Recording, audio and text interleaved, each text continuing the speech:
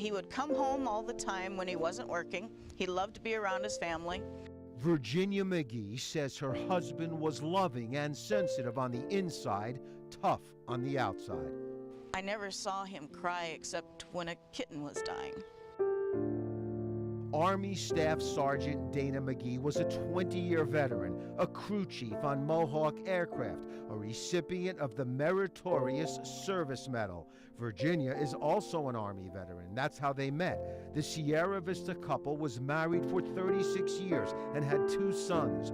Dana retired from the Army in 1995. His last assignment was at Fort Huachuca.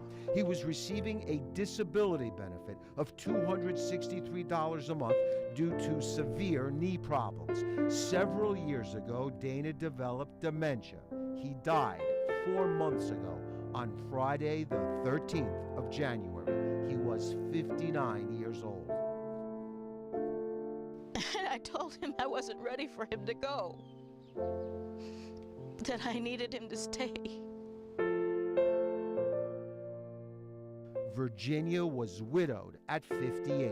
Her personal loss was followed by a financial loss. I was shocked.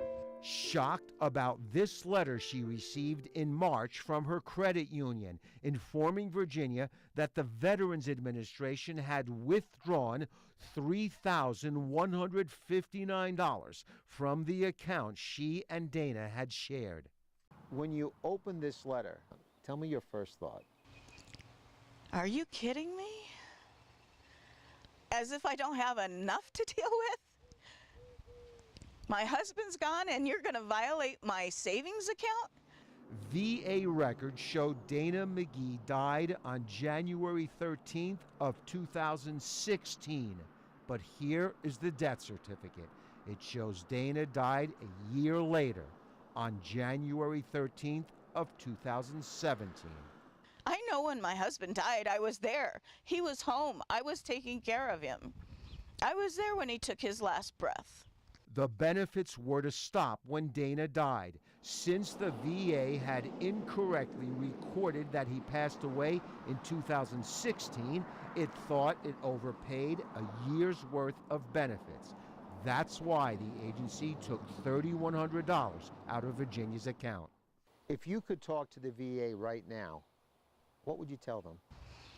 They shouldn't have taken the money out without eyeballing a death certificate in the first place. They had it right there on his account. Virginia McGee immediately called the VA and says the agency admitted its mistake. But then almost 2 months went by and the $3,100 still had not been returned to her account. So then she called us. We called the VA, and a day later, a spokesman said the refund is now being processed and will be in her account in 7 to 10 days. I don't think it would have happened if you hadn't come here. VA spokesman Gerald Frederick confirmed the mistake, telling us it was a clerical error.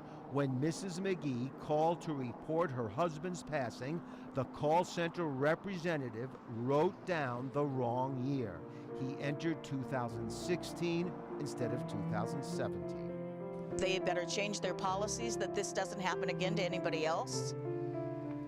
It shouldn't happen this way.